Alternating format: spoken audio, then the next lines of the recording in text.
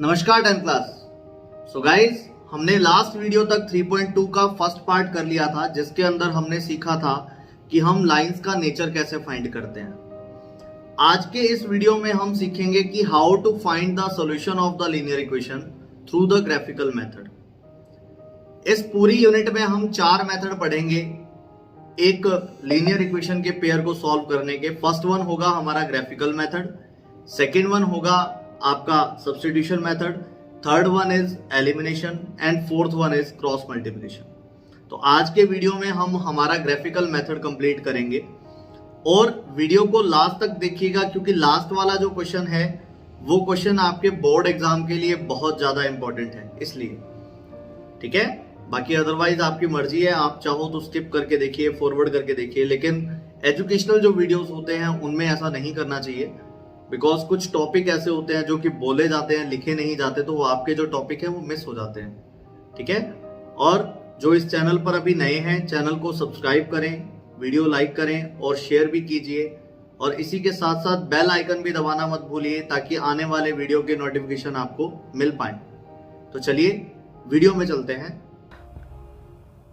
तो गाइस, आज के इस वीडियो में हमें कवर करना है हमारा ग्राफिकल मेथड। लीनियर इक्वेशंस को सॉल्व करने के लिए ग्राफिकल मेथड का यूज़ होता है। तो पहला मेथड हमें कवर आउट करना है थ्रू द एनसीईआरटी क्वेश्चंस।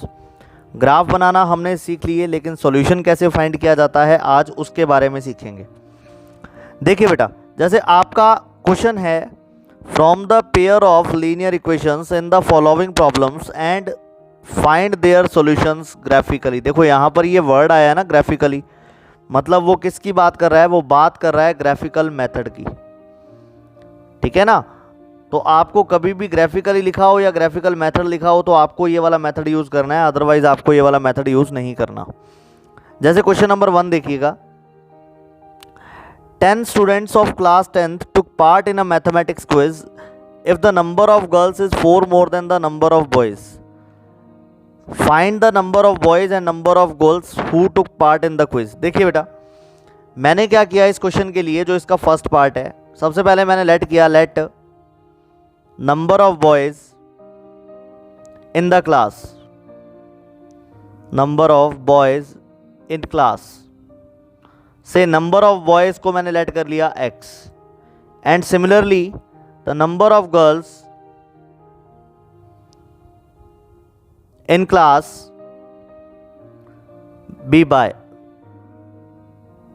ठीक है बेटा, तो अपने ने x लेट कर लिया और y लेट कर लिया। अब अपने को क्या करना है बेटा, सारा कुछ अकॉर्डिंग टू क्वेश्चन होता है इन क्वेश्चंस में। जैसा क्वेश्चन में बोला हुआ है वैसा आप कर लीजिए तो आपका आंसर आ जाएगा। देखिए, जैसे पहले लिखा हुआ है 10 स्टूडेंट्स ऑफ क्लास 10th, यानी कि क्लास 10th में जो टोटल नंबर ऑफ स्टूडेंट हैं वो कितने हैं? 10 हैं। तो मतलब मैं ऐसे लिख सकता हूं, total students is equal to 10। अगर आपको टोटल स्टूडेंट्स निकालने हैं तो मतलब हमें करना पड़ेगा x plus y is equal to 10। So बेटा, this is your equation first. इसी तरह से आगे वाली लाइन में देखो क्या लिखा हुआ है, if the number of girls is 4 more than the number of boys. ऐसा बोला हुआ है। क्या बोला उसने? नंबर ऑफ गर्ल्स इज का मतलब होता है इक्वल, 4 मोर देन का मतलब plus, then number of boys, ऐसा क्वेश्चन में बोला हुआ है ना। तो मैंने यही काम किया। अच्छा, मैंने वैल्यू पुट की तो बेटा अपने पास नंबर ऑफ गर्ल्स जो थी वो y थी, इक्वल में 4 as it is plus as it is, and ये x आ गया अपने पास। समझे बात? यानी कि ये वाली इक्वेशन अगर मैं सॉल्व करके लिखूं तो मेरे पास बन जाएगी x minus y is equal to minus का 4। This one equation second. अब जिसने पहले वाली वीडियोस देख रखी है उसके लिए तो ओके, लेकिन जिसने नहीं देखी, मैं आपको यही सजेस्ट करूंगा बेटा पहले वीडियोस देखिएगा, उसके बाद आप इस वीडियो पे आइएगा, ताकि आपको ग्राफ अच्छे से समझ में आए। तो चलो मैं ट्राई करता हूं ग्राफ बनाने की। देखिए, प्रोसेस ये थी, सबसे पहले मैंने आपको बोला था कि आप हर एक लाइन पर 2-2 पॉइंट फाइंड करेंगे। तो मैंने यहाँ पे लिखा from equation first. Equation first के अंदर बेटा जैसे मेरे पास है x plus y is equal to 10 है, तो मैंने आपको दो चीज़ें बताई थी। मैंने आपको बोला था कि फर्स्ट थिंग तो आपको क्या करना है, x की ऐसी वैल्यू फाइंड करनी है जो इंटीजर हो। दूसरी बात, वो वैल्यू पुट करने पर y की वैल्यू भी इंटीजर आनी चाहिए और वैल्यूज़ बहुत ज़्यादा बड़ी नहीं होनी चाहिए, है ना। तो मैंने आपको इसके लिए वार्न किया था। तो देखो मैंने यहाँ पर क्या किया, एक टेबल बनाई। इस टेबल में मैं सिर्फ x और y की वैल्यू लिखूँगा, नथिंग एल्स। वैल्यू फाइंड कैसे करनी है वो लास्ट वीडियो में आपके मिल जाएगा, आपको आप वहाँ से देख सकते हैं, नीचे लिंक मैं दे दूंगा उस वीडियो का। अभी फिलहाल मैं शॉर्टकट मेथड से x और y की वैल्यू निकालूंगा, ठीक है ना। तो मेरे पास देखो दो चीज़ें हैं बेटा, एक x है और एक y है, ठीक है। मैंने क्या किया, x की वैल्यू इस इक्वेशन में मैंने x की वैल्यू पुट कर दी बेटा, जैसे कुछ भी पुट कर सकते हो आप। मैंने x की वैल्यू पुट की बेटा 5, तो वहाँ से y की वैल्यू भी आएगी 5। इसी तरह से अगर मान लो मैं x की वैल्यू पुट कर देता 0, y की वैल्यू आ जाती है 10, है ना। मतलब आपके पास 2 पॉइंट आगे, first one is 5,5, second one is 0,10। 2 point sufficient है। फिर अपने क्या करते हैं, फ्रॉम इक्वेशन सेकंड, दूसरी इक्वेशन से भी आपको इसी तरह से करना है। दूसरी इक्वेशन हमारे पास है x minus y is equal to minus का 4। तो यहाँ पर मैंने इसके लिए भी एक टेबल जनरेट की। इस टेबल में मुझे क्या करना है, x और y की वैल्यू पुट करनी है, 2 पॉइंट निकालने हैं। तो ये लीजिए बेटा, टेबल मैंने फिर से बना ली। यहाँ पर x आ गया, यहाँ पर y आ गया। अब इसके अंदर मैं क्या करता हूँ बेटा, x की वैल्यू मैंने 0 पुट कर दी, y की वैल्यू मेरे पास 4 आ जाएगी, आप पुट करके देख सकते हो। फिर मैंने बेटा यहाँ पे x की वैल्यू माइनस का 4 पुट कर दी, तो y की वैल्यू 0 आ जाएगी। इस तरह से मैंने यहाँ पर 2 पॉइंट कैलकुलेट किए, 0, 4 एज वेल -4,0। ठीक है बेटा, इन पॉइंट्स के थ्रू आपको जनरेट करना है, आपको ड्रॉ करना है इसका ग्राफ। तो मैं ऊपर करता हूँ। अब मेरे लिए सिर्फ टेबल यूज़फुल है, टेबल मैंने ये वाली बनाई हुई है। तो अब मुझे इसके थ्रू बनाना है ग्राफ। तो चलिए बेटा ग्राफ बनाते हैं। देखो ग्राफ कैसे बनेगा। सबसे पहले अपने को बनाना है इस पर x एक्सिस। तो ये लीजिए बेटा, ये आ गया आपका x एक्सिस। फिर आपको बनाना है बेटा y एक्सिस। y एक्सिस बनाएंगे तो यहां से मैं स्टार्ट कर देता हूं बनाना। This is your y axis. अब इसके ऊपर पॉइंट्स प्लॉट करने हैं, जैसे कि मैंने पॉइंट प्लॉट किए, ये देखो। दिस इज से 2, 4, 6, 8, 10। चाहो तो आप 1, 1 का इंटरवल भी ले सकते हो, लेकिन थोड़ा सा ग्राफ बड़ा हो जाता है, इसलिए मैंने वो इंटरवल नहीं लिया। एक बात आप लोग ध्यान रखिएगा बेटा, ग्राफ बनाते वक्त यहाँ पर इस ग्राफ में स्केल लिखना बहुत ज़रूरी होता है। तो मैं यहाँ पर स्केल मेंशन करता हूँ, 1 सेंटीमीटर ऑन x एक्सिस। देखो ये वाला जो x एक्सिस है, ये x डिनोट करेगा बेटा आपने जो लेट किया था। देखो x एक्सिस पे आप लोगों ने क्या लेट कर रखा है, ऐसा नहीं है कि अपनी मर्जी से चलना है। देखो नंबर ऑफ बॉयज़ लेट किए थे और ये नंबर ऑफ गर्ल्स लेट किए थे। तो यहाँ पर जो ग्राफ है उस ग्राफ में भी ऐसा ही होगा, 1 centimetre on x axis is equal to 2 boys. देखो यहाँ पे इतना 1 सेंटीमीटर था ये वाला, यहाँ से लेकर यहाँ तक, और ये 2 बॉयज़ के इक्वल है। इसी तरह से 1 सेंटीमीटर ऑन y एक्सिस, ये इक्वल है बेटा 2 गर्ल्स के।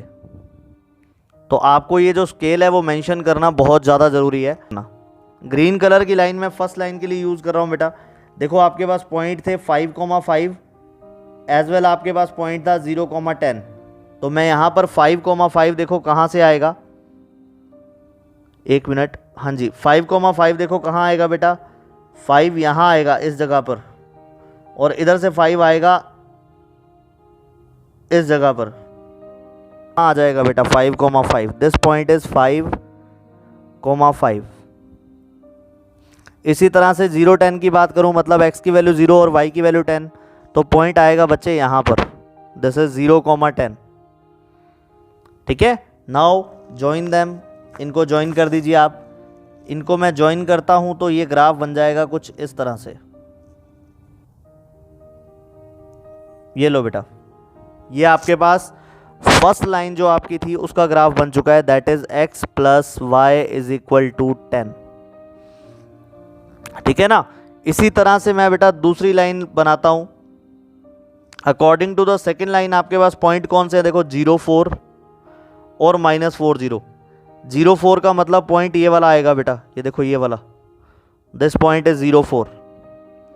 और इसी तरह से -40 का मतलब पॉइंट आएगा ये वाला, दिस विल बी -4,0। अब अपने क्या करते हैं, इनको ज्वाइन करते हैं। ज्वाइन करेंगे तो अपने पास इस तरह से ग्राफ बन जाएगा बेटा इसका। यहां से आप ऐसे ज्वाइन कर सकते हो इसको, ठीक है बेटा। तो ये दोनों के दोनों लाइंस जो हैं वो आपके ड्रॉ हो गए। दोनों लाइंस ड्रॉ करने के बाद आपका जो आंसर होगा वो इनका इंटरसेक्शन पॉइंट होगा। तो देखिए मैं इसके इंटरसेक्शन पॉइंट को हाईलाइट करता हूँ।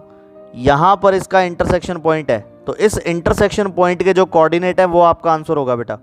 इसका कोऑर्डिनेट आएगा, देखो यहाँ पर आ रहा है तो x की वैल्यू 3 और इसके अकॉर्डिंग यहाँ आ रहा है तो y की वैल्यू 7, तो मतलब 3,7। तो आप लास्ट में आपका जो आंसर लिखोगे वो लिखोगे number of boys is equal to 3 and number of girls is equal to 7। ये लीजिए बेटा, दिस इज योर आंसर। इस तरह से आपको बड़ा नीट एंड क्लीन ग्राफ बनाना है बेटा।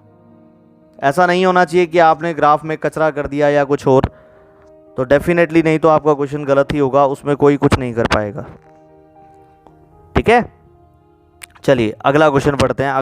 यस बेटा, सेकंड क्वेश्चन देखिए। The question is 5 pencils 7 pens together cost ₹50। देखो बेटा, उसने 5 पेंसिल परचेज की, 7 पेन परचेज किए, तो अपने को यहाँ पर लेट करना पड़ेगा कॉस्ट ऑफ 1 पेंसिल, ये अपने को लेट करनी पड़ेगी, दैट इज ₹X। इसी तरह से कॉस्ट ऑफ 1 पेन, ये अपने को लेट करनी पड़ेगी, दैट इज से ₹Y। समझे बात? अच्छा, फिर इसके बाद कुछ भी नहीं है बेटा क्वेश्चन में। आपको अकॉर्डिंग टू क्वेश्चन अगर सॉल्व कर लेते हैं तो आपका आंसर आ जाएगा। जैसे ये बोलता है उसने परचेज किए 5 पेंसिल प्लस उसने परचेज किए 7 पेन, और इन दोनों की जो कॉस्ट उसने पे की वो की ₹50। तो बेटा बड़ी सिंपल सी बात है भाई, अगर एक पेंसिल X रुपए की है तो 5 पेंसिल्स जो होंगी वो 5X रुपीज़ की होंगी। इसी तरह से अगर एक पेन Y रुपीज़ का है तो 7 पेन जो होंगे वो 7Y रुपीज़ के होंगे। इक्वल में हमारे पास जो कॉस्ट है वो 50 है। So this one is equation first, ठीक है ना। अगर आप इसी पे दूसरी इक्वेशन बनाते हो एंड उसमें देखो बेटा आगे क्या बोलता है, वो बोलता है 7 पेंसिल्स हैं इस बार और 5 पेन्स हैं। 7 पेंसिल्स का मतलब इस तरह से लिख देता हूँ मैं यहाँ पे, 7 पेंसिल परचेज की, फिर 5 पेन परचेज किए और उसने रुपीज़ दिए उसको 46। तो मतलब ये हुआ बेटा 7 पेंसिल्स मतलब 7X, 5 पेन मतलब 5Y is equal to 46। This one is equation second. तो इस तरह से वो बोल रहा है बेटा आपको। अब आपको क्या करना है, दोबारा वही चीज़ अपने को क्या करना है, टेबल बनानी है, 1 बाय 1 इनकी वैल्यू कैलकुलेट करनी है। तो वो टेबल आपके पास कैसे बनेगी वो देखिएगा। इधर मैं लिख देता हूँ फ्रॉम इक्वेशन फर्स्ट। टेबल के अंदर 2 वैल्यूज़ लेनी होती हैं आपको, X और Y, लेकिन ध्यान ये रखना है कि दोनों की दोनों वैल्यूज़ इंटीजर होनी चाहिए, प्लस बहुत ज़्यादा बड़ी ना हो वैल्यू की, ग्राफ में पूरी ना आए। तो ये लो मैंने बेटा यहाँ पे रखा XY। अच्छा, पहली इक्वेशन आपके पास थी 5X plus 7Y is equal to 50, ये वाली थी पहली इक्वेशन। तो बेटा देखो मैंने क्या किया, यहाँ पर Y की वैल्यू 0 पुट कर दी। अगर मैं Y की वैल्यू 0 पुट करता हूँ तो आपके पास X की वैल्यू डायरेक्ट आ जाएगी 10। इसी तरह से मैंने क्या किया बेटा, X की वैल्यू 3 पुट कर दी। जैसे ही X की वैल्यू 3 पुट करता हूँ तो ये बनेगा 15 उधर जाके माइनस होगा तो 35, Y की वैल्यू आ जाएगी बेटा 5। तो मैंने आपको बोला है 2 ही पॉइंट आपको फाइंड करने हैं, तो 2 पॉइंट मैंने फाइंड कर लिए। First point is 10,0, second point is 3,5। इसी तरह से आप क्या करोगे, फ्रॉम इक्वेशन सेकेंड, जो हमारी सेकेंड इक्वेशन है, सेकेंड इक्वेशन अपने पास है 7X plus 5Y is equal to 46। यहाँ पर भी आपको सेम वही टेबल ड्रॉ करनी है, इसमें भी आपको X और Y दोनों की वैल्यू फाइंड करनी है बेटा। तो ये लीजिए मैंने एक टेबल बनाई, इसके अंदर X भी है और इसके अंदर Y भी है। यहाँ पर मैंने पुट कर दिया, जैसे x की वैल्यू 3 पुट करता हूँ। जैसे ही मैं x की वैल्यू 3 पुट करूँगा तो ये बनेगा 21 उधर जाके माइनस होगा तो अपने पास बचेगा 25, तो y की वैल्यू आएगी बेटा 5। ठीक है ना। इसी तरह से आप क्या करोगे, x की वैल्यू मैं 8 पुट करता हूँ। जब मैं x की वैल्यू 8 पुट करूँगा तो y की वैल्यू आ जाएगी बेटा -2, यानी कि पॉइंट अपने पास आ गए 3,5 एज वेल 8,-2। देखो दोनों के दोनों इंटीजर आए हैं एंड इसके साथ साथ बहुत ज़्यादा बड़ी वैल्यू नहीं है, तो इस चीज़ का खास ध्यान रखना है। पॉइंट आने के बाद आप क्या करोगे, हमारा काम बचता है बेटा ग्राफ ड्रॉ करना। चलिए let draw the graph. Graph draw करते वक्त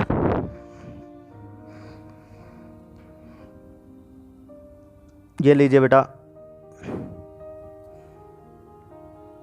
ये मेरे पास हो गया मेरा x एक्सिस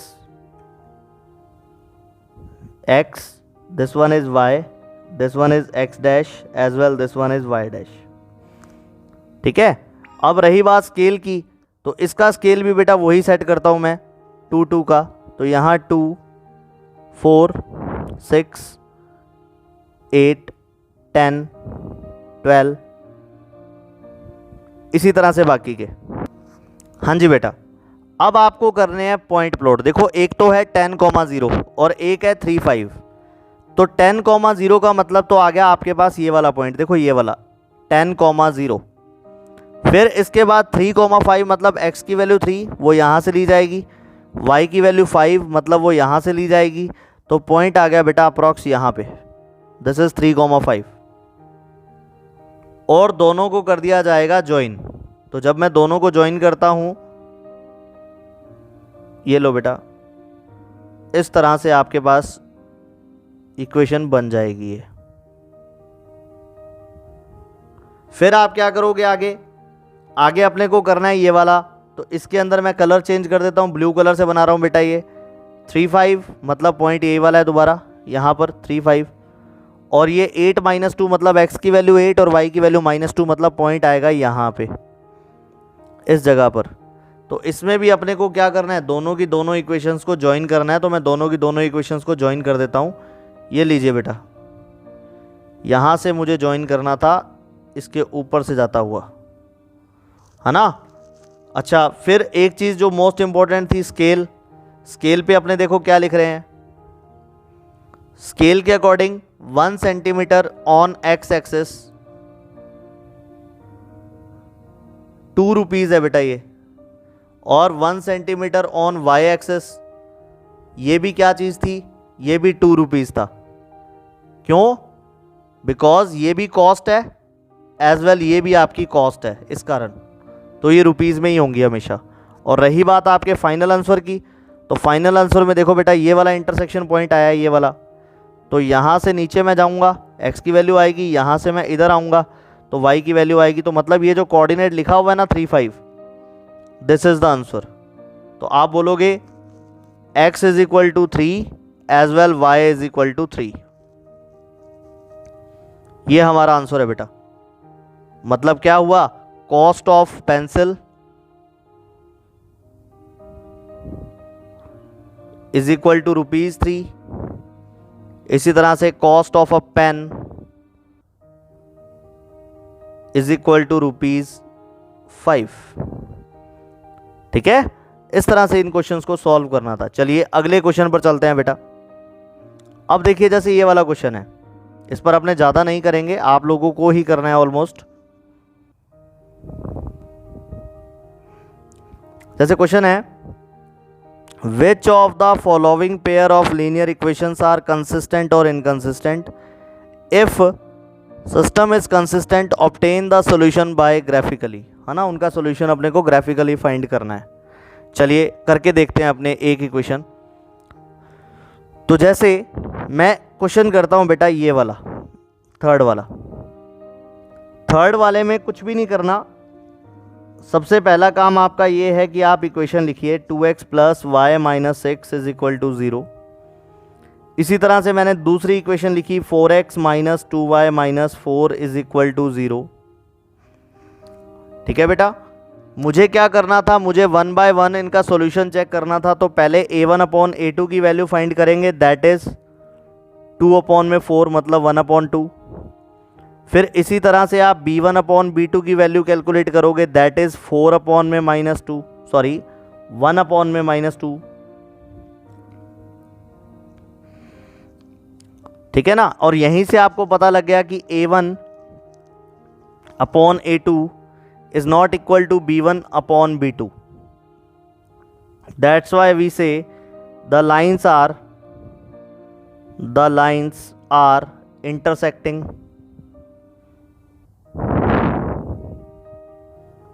अच्छा, अगर लाइंस इंटरसेक्टिंग होंगी तो मतलब उसका वन सॉल्यूशन होगा, और अगर उसका वन सॉल्यूशन होगा तो मतलब वो सिस्टम जो होगा वो क्या होगा, कंसिस्टेंट होगा। और देखो आपको क्वेश्चन में क्या बोला है, आपको क्वेश्चन में यही बोला है, if these equations are consistent, sorry यहां से देखो, if these equations are consistent then obtain the solution graphically. Graphical का मतलब दोबारा आपको कौन सा मेथड यूज करना है, आपको फिर से ग्राफिकल मेथड का ही यूज करना है। ठीक है, और ग्राफिकल मेथड मैं आपको बता चुका हूं किस तरह से लगाना है, लेकिन ध्यान रखना वो लगाना तभी है अगर कंसिस्टेंट है। तो ये चारों के चारों क्वेश्चन जो है वो बिल्कुल ऐसे ही हैं इसी तरह से। सिर्फ अब आपका काम इतना है कि इन दोनों इक्वेशंस के थ्रू क्या बनाओगे, आप इनका ग्राफ बनाओगे। ग्राफ बनाने के बाद उस ग्राफ पर आपको इंटरसेक्शन पॉइंट मिलेगा।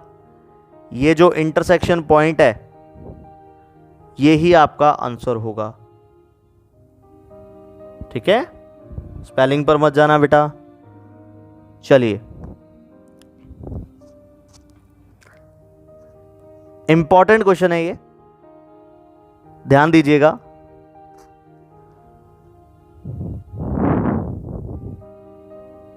फिर वही बोल रहा हूं, जैसा क्वेश्चन में गिवन है आप वैसा अगर कर देंगे तो आपका आंसर बिल्कुल सही आना है। ठीक है, जैसे यहां पर बोला हुआ है, बात हुई है बेटा एक रेक्टेंगुलर गार्डन के बारे में, उसके अंदर एक उसकी लेंथ है और उसी के अंदर एक उसकी विड्थ है। तो मैं यहां पर लेट करता हूं बेटा लेंथ ऑफ गार्डन। इस गार्डन की जो लेंथ है वो मैंने लेट कर ली x मीटर। इसी तरह से जो इसकी विड्थ है, विड्थ ऑफ गार्डन, ये मैंने लेट कर ली बेटा y मीटर। ठीक है ना, अब चलना है आपको अकॉर्डिंग टू क्वेश्चन। देखो बच्चे क्वेश्चन में क्या बोला हुआ है, स्टार्टिंग से वो बोलता है half the perimeter of a rectangular garden is 36 metre. मतलब वो बोलता है half the perimeter of rectangular garden is equal to 36 metre. अच्छा, अब आपको पता होना चाहिए बेटा कि गार्डन इस तरह से है एक रेक्टेंगल की फॉर्म में। आपको पता होना चाहिए कि रेक्टेंगल का पेरीमीटर क्या होता है। तो रेक्टेंगल का पेरीमीटर होता है बेटा 2 इंटू लेंथ प्लस ब्रेथ, लेकिन वो बात कर रहा है हाफ ऑफ द पेरीमीटर। तो मतलब इसी के अंदर आप किसका डिवाइड दे दोगे, 2 का। इक्वल में अपने पास है 36, तो ये बच्चे 2 से 2 हो गया कैंसिल, तो रिजल्ट अपने पास आया x plus y is equal to 36 metre. ठीक है ना, and this one is your equation first. इस तरह से पहली इक्वेशन बनेगी। अच्छा, यहां पर एक स्टेटमेंट अपने को और गिवन है बेटा, जैसे देखो यहां पर क्या बोल रहा है, length is 4 metre more than its width. क्या बोला, मैं लिख के बताता हूं आपको। देखो लेंथ इज का मतलब इक्वल, 4 का मतलब 4, मोर देन मतलब प्लस, देन इट्स विड्थ। मतलब आपके पास इक्वेशन बनी बेटा, लेंथ अपने पास x है इक्वल 4, विड्थ अपने पास y है।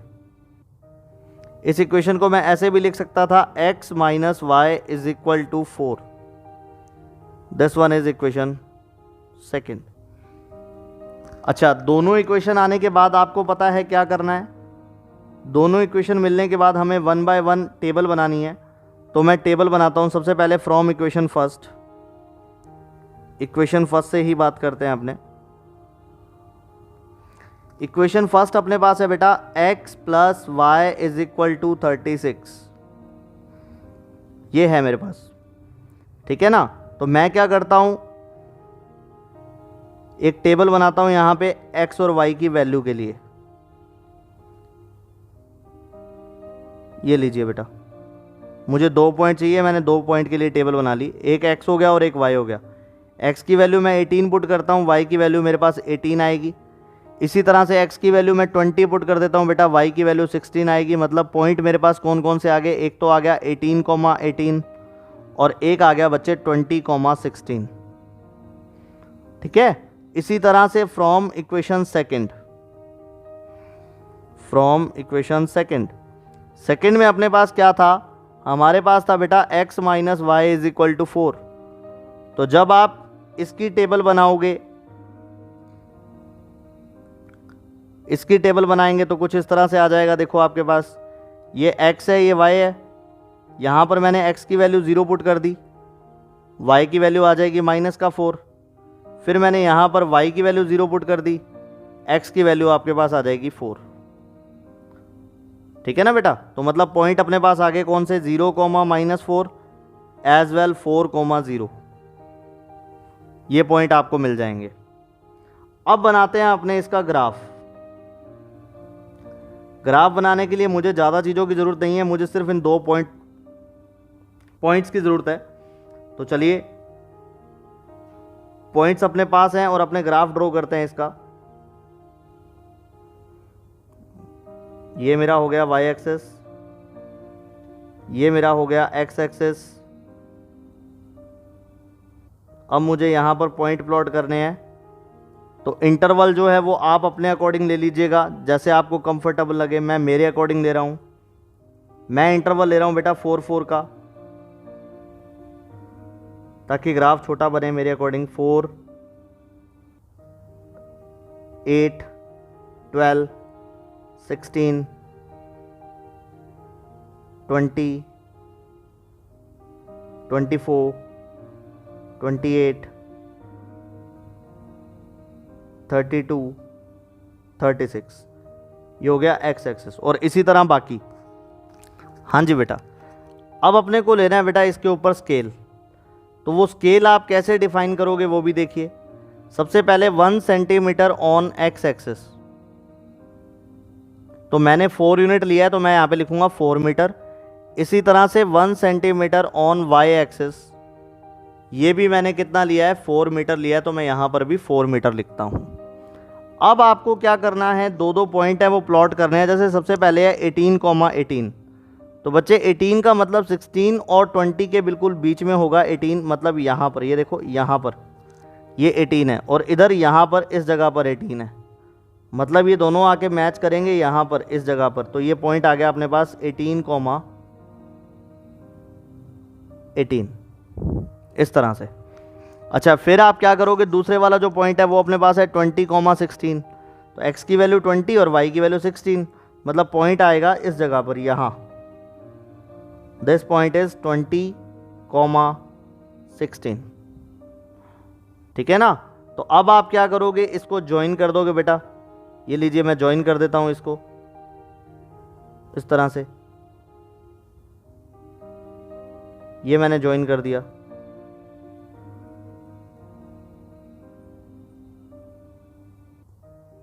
फिर इसके बाद अपने को क्या करना है, दूसरे वाली जो लाइन है उसको प्लॉट करना है। तो यहाँ पर 0 -4 का मतलब ये हुआ x की वैल्यू 0 और y की वैल्यू -4, मतलब यहाँ आएगा।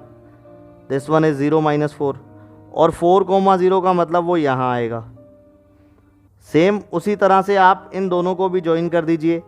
जब आप इन दोनों को ज्वाइन करेंगे तो ये इस तरह से बेटा ज्वाइन हो जाएगा। ये लीजिए, ये इस तरह से ज्वाइन हो जाएगा। अब हमारा जो आंसर होता है वो इसका इंटरसेक्शन पॉइंट होता है। तो आप देख सकते हैं बेटा यहाँ पर जो इंटरसेक्शन पॉइंट आया था उस पॉइंट के कोऑर्डिनेट क्या क्या आ रहे हैं। x की वैल्यू तो आ रही है 20 और इधर से अगर मैं y की वैल्यू की बात करूं तो उस y की वैल्यू आ रही है हमारे पास 16, ठीक है ना। तो मतलब आंसर क्या होगा, लेंथ ऑफ द रेक्टेंगल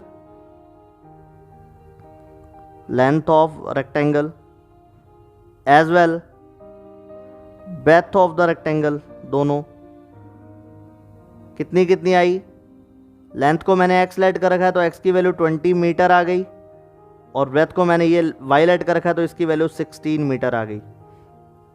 एक बात ध्यान रखिएगा, ये जो यूनिट है वो लगानी बहुत ज़्यादा ज़रूरी है, इसके मार्क्स कटते हैं, ठीक है, तो इसलिए लगाना मत भूलिएगा। चलिए अगला क्वेश्चन करते हैं, लास्ट एंड फाइनल क्वेश्चन, और एक ऐसा क्वेश्चन है जो कि बोर्ड में बहुत बार आया है, पूछा जाता है बार बार, तो इसलिए इस क्वेश्चन को अपने बिल्कुल कंप्लीटली करेंगे, किसी तरह से कुछ भी मिस नहीं करेंगे इस क्वेश्चन में।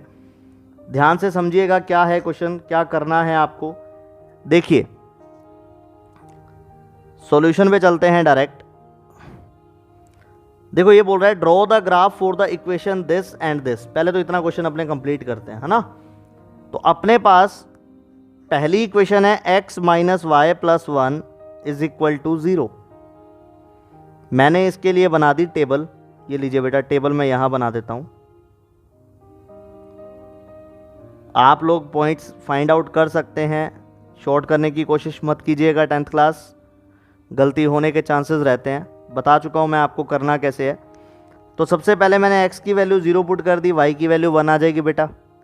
फिर मैंने y की वैल्यू 0 पुट कर दी, x की वैल्यू -1 आ जाएगी। मतलब पॉइंट आ गया यहाँ पर 0,1 और यहाँ पर आ गया बेटा -1,0। This is from equation first only,